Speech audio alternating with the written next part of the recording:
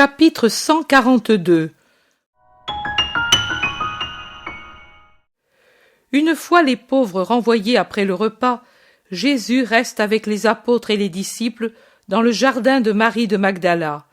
Ils vont s'asseoir à sa limite, justement près des eaux tranquilles du lac, sur lequel font voile des barques occupées à la pêche. « Ils vont faire une bonne pêche », commente Pierre qui les observe. « Toi aussi tu feras une bonne pêche, Simon de Jonas. »« Moi, Seigneur, quand ? Tu veux que je sorte pour pêcher pour la nourriture de demain ? J'y vais de suite et... » « Nous n'avons pas besoin de nourriture dans cette maison. La pêche que tu feras, c'est dans l'avenir et dans le domaine spirituel. Et avec toi seront d'excellents pêcheurs, la plus grande partie de ceux-ci. » Matthieu demande. « Pas tous, maître ? » « Pas tous, mais ceux qui, en persévérant, deviendront mes prêtres, feront bonne pêche. »« Des conversions, hein ? » demande Jacques de Zébédée. « Conversion, pardon, retours à Dieu, autant de choses. »« Écoute, maître, tu nous as dit précédemment que si quelqu'un n'écoute pas son frère, pas même en présence de témoins, que la synagogue le reprenne. Maintenant, si j'ai bien compris ce que tu nous as dit, depuis que nous nous connaissons, il me semble que la synagogue sera remplacée par l'Église, cette chose que tu fonderas. Alors, où irons-nous pour conseiller les frères obstinés ?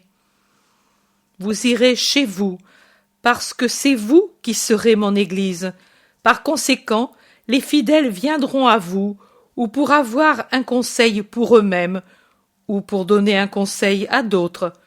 Je vous dis davantage, non seulement vous pourrez donner des conseils, mais vous pourrez aussi absoudre en mon nom. Vous pourrez délier des chaînes du péché, et vous pourrez lier deux personnes qui s'aiment en faisant une seule chair.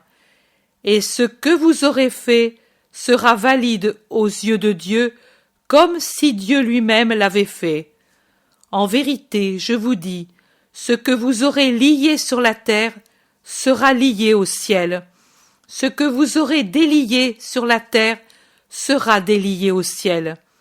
Et je vous dis encore, pour vous faire comprendre la puissance de mon nom à propos de l'amour fraternel et de la prière, si deux de mes disciples, et je considère maintenant comme tels tous ceux qui croiront au Christ, se réunissent pour demander quelque chose de juste en mon nom, cela leur sera accordé par mon Père.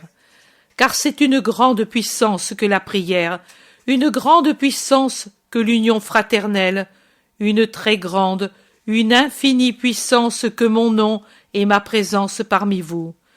Et là où deux ou trois seront réunis en mon nom, je serai au milieu d'eux, et je prierai avec eux, et le Père ne refusera rien à ceux qui prient avec moi. Car beaucoup n'obtiennent pas parce qu'ils prient seuls, ou pour des motifs illicites, ou par orgueil, ou avec le péché sur leur cœur. Faites-vous un cœur pur, pour que je puisse être avec vous, et puis priez, et vous serez écoutés. Pierre est pensif. Jésus le voit et lui en demande la raison.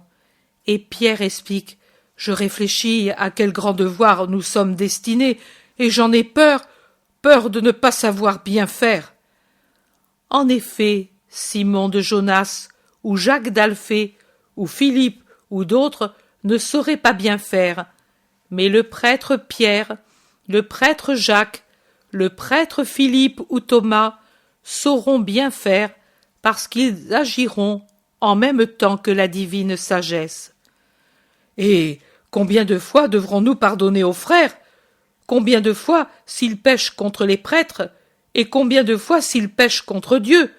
Parce que si cela se passe comme maintenant, certainement ils pêcheront contre nous, puisqu'ils pêchent contre toi, tant et tant de fois.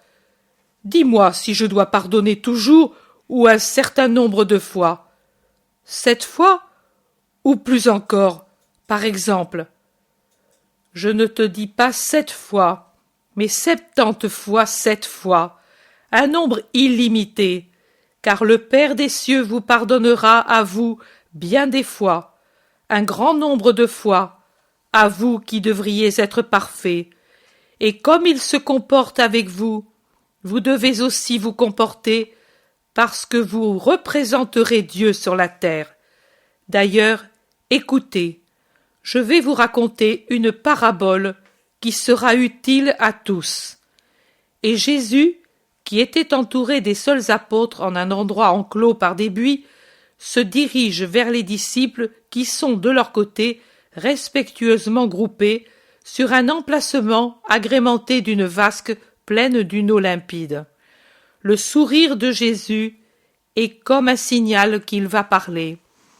Et pendant que lui va, de son pas lent et allongé, avec lequel il fait beaucoup de chemin en peu de temps, et donc sans hâte, eux se réjouissent tous, et comme des enfants autour de quelqu'un qui leur fait plaisir, ils l'entourent en formant un cercle. Une couronne de visages attentifs jusqu'à ce que Jésus se place contre un grand arbre et commence à parler. Ce que j'ai d'abord dit au peuple doit être perfectionné pour vous qui êtes choisis parmi eux. Il m'a été demandé par l'apôtre Simon de Jonas, combien de fois je dois pardonner? À qui? Pourquoi? Je lui ai répondu en particulier. Et maintenant je répète pour tous ma réponse parce qu'il est juste que vous le sachiez désormais. Écoutez combien de fois, et comment, et pourquoi il faut pardonner. Il faut pardonner comme Dieu pardonne, lui, qui, si on pêche 1000 fois, et si on s'en repent, pardonne 1000 fois, pourvu qu'il voit que chez le coupable, il n'y a pas la volonté de pécher, la recherche de ce qui fait pécher, mais si au contraire, le péché n'est que le fruit d'une faiblesse de l'homme. Dans le cas où l'on persiste volontairement dans le péché, il ne peut y avoir de pardon pour les offenses à la loi. Mais bien que ces fautes vous affligent, vous, individuellement, pardonnez. Pardonnez toujours à qui vous fait du mal. Pardonnez pour être pardonné, car vous aussi commettez des fautes contre Dieu et vos frères.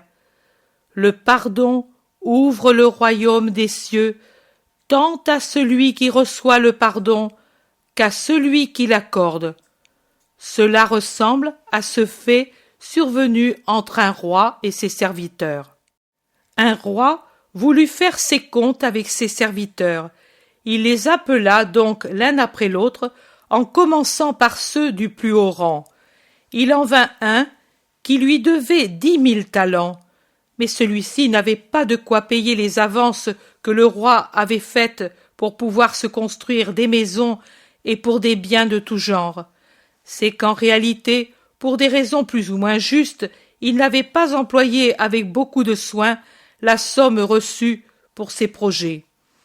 Le roi maître, indigné de sa paresse et de son manque de parole, commanda qu'il fût vendu, lui, sa femme, ses enfants et tout ce qu'il avait, jusqu'à ce qu'il eût payé sa dette.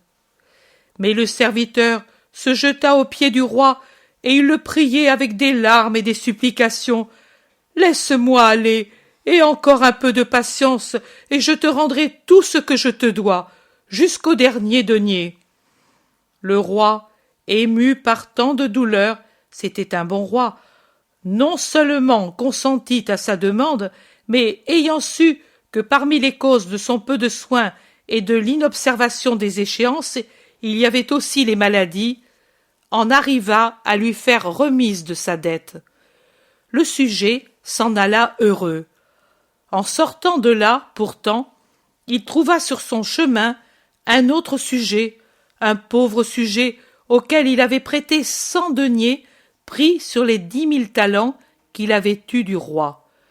Persuadé de la faveur du souverain, il se crut tout permis, et ayant saisi le malheureux à la gorge, il lui dit « Rends-moi tout de suite ce que tu me dois. » Inutilement, l'homme se courba en pleurant pour lui baiser les pieds, en gémissant « Aie pitié de moi, qui ai tant de malheur, et encore un peu de patience, et je te rendrai tout, jusqu'à la dernière piécette. » Le serviteur impitoyable appela les soldats et fit conduire le malheureux en prison pour le décider à le payer, sous peine de perdre la liberté ou même la vie.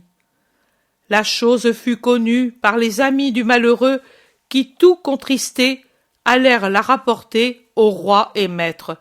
Ce dernier, informé, ordonna de lui amener le serviteur impitoyable et le regardant sévèrement, il lui dit « Mauvais serviteur, moi je t'avais aidé précédemment pour que tu deviennes miséricordieux, puisque je t'avais rendu riche et que je t'ai aidé encore en te remettant ta dette pour laquelle tu m'avais tant demandé de patienter. Tu n'as pas eu pitié d'un de tes semblables, alors que moi, le roi, j'en avais tant eu pour toi. Pourquoi n'as-tu pas fait ce que j'ai fait pour toi ?»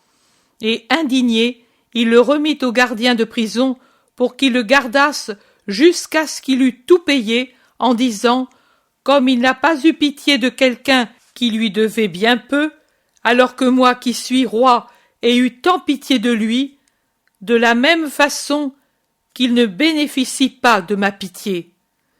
De la même façon, mon père agira avec vous si vous êtes impitoyable pour vos frères, si vous, ayant tant reçu de Dieu, devenez coupable plus que ne l'est un simple fidèle. Rappelez-vous que vous avez l'obligation d'être plus que tous les autres sans faute. Rappelez-vous que Dieu vous avance un grand trésor, mais il veut que vous lui en rendiez compte. Rappelez-vous que personne comme vous ne doit savoir pratiquer l'amour et le pardon. Ne soyez pas des serviteurs qui, pour vous, exigez beaucoup et puis ne donnez rien à ceux qui vous demandent. Comme vous faites, ainsi on vous fera. Et il vous sera demandé compte aussi de la conduite des autres, entraînés au bien ou au mal, par votre exemple. Oh, en vérité, si vous êtes des sanctificateurs, vous posséderez une gloire immense dans les cieux. Mais de la même façon, si vous êtes cause de la perversion ou même seulement paresseux dans le travail de sanctification, vous serez durement punis. Je vous le dis encore une fois, si quelqu'un de vous ne se sent pas le courage d'être victime de sa propre mission, qu'il s'en aille, mais qu'il n'y manque pas. Et je dis qu'il n'y manque pas dans les choses vraiment ruineuses pour sa propre formation et celle d'autrui. Et qu'il sache avoir Dieu pour ami, en ayant toujours au cœur le pardon pour les faibles. Alors voilà qu'à chacun de vous qui sait pardonner, il sera par le Dieu Père donné le pardon.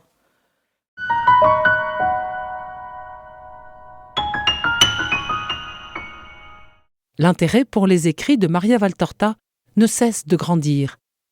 Et les fruits récoltés, vocation, conversion, sont immenses. Visionnaire de la vie du Christ, de la conception de Marie jusqu'au début de l'Église, sa description des personnages, de leur psychologie, la précision des lieux où ils évoluent, des coutumes et mœurs de l'époque, est proprement sidérante et à ce jour inégalée.